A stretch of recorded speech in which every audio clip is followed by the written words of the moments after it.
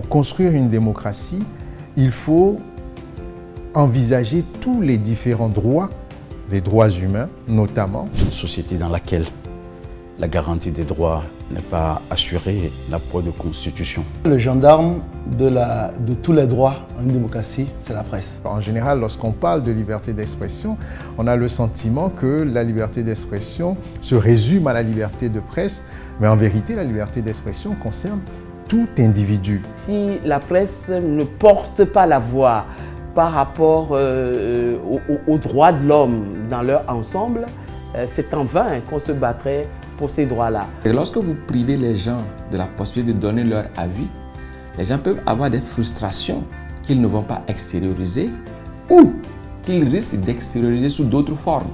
Et la liberté d'expression vient donc irriguer ces différents droits, les porter à connaissance et faciliter finalement l'érection de ces différents droits. La presse togolaise aujourd'hui, il faut s'en réjouir, elle est plurielle.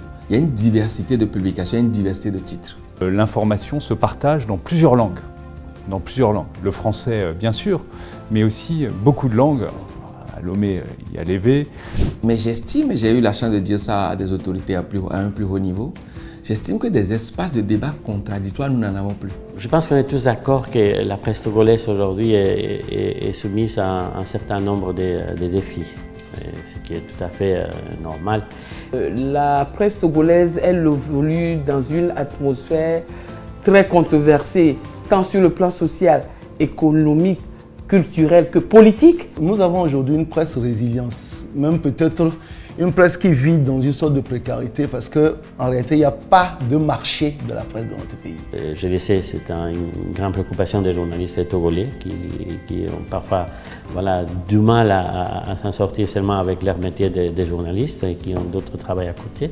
Je pense qu'il y a beaucoup qui se sont sentis obligés de s'aligner politiquement. Ce n'est peut-être pas leur choix. Il est tout à fait légitime pour un journal, pour une télévision, pour une radio, aussi d'avoir une opinion, une idéologie politique ou une autre. Mais l'environnement est tel que lorsque vous n'êtes pas aligné politiquement et que vous voyez que des publicités, des opportunités sont offertes à des gens qui sont alignés politiquement, vous vous sentez obligé d'y adhérer aussi.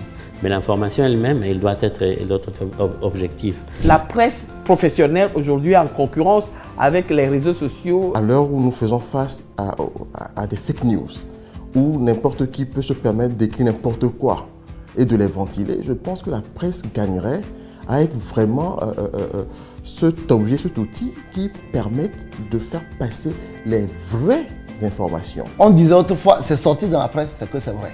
Aujourd'hui, c'est un peu le contraire.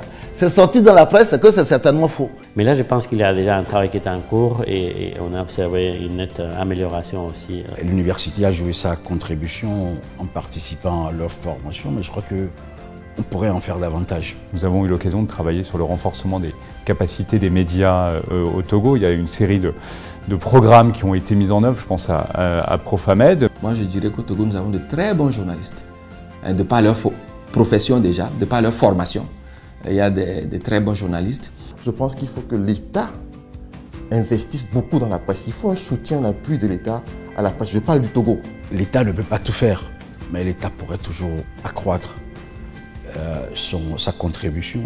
Dans beaucoup de pays, la subvention, par exemple, du gouvernement permet à ceux qui veulent vraiment faire du travail d'investigation de façon sérieuse de moins se préoccuper des questions financières pour faire le travail. Mais si la presse elle-même ne relève pas le défi, ne se conscientise pas elle-même, c'est en vain que les moyens seront mis à sa disposition. Ces moyens ne serviraient à rien. Et ça, je pense que c'est un travail que nous devons mener de concert, français, togolais, médias français, médias francophones, médias togolais, et puis d'une manière générale aussi avec les médias européens qui sont attachés à cette qualité de l'information. Il faut que la presse togolaise continue de travailler à cette indépendance éditoriale, à plus d'objectivité, à plus de formation des acteurs de la presse qui doivent être des diplômés et non une sorte de débouché de personnes n'ayant rien à faire.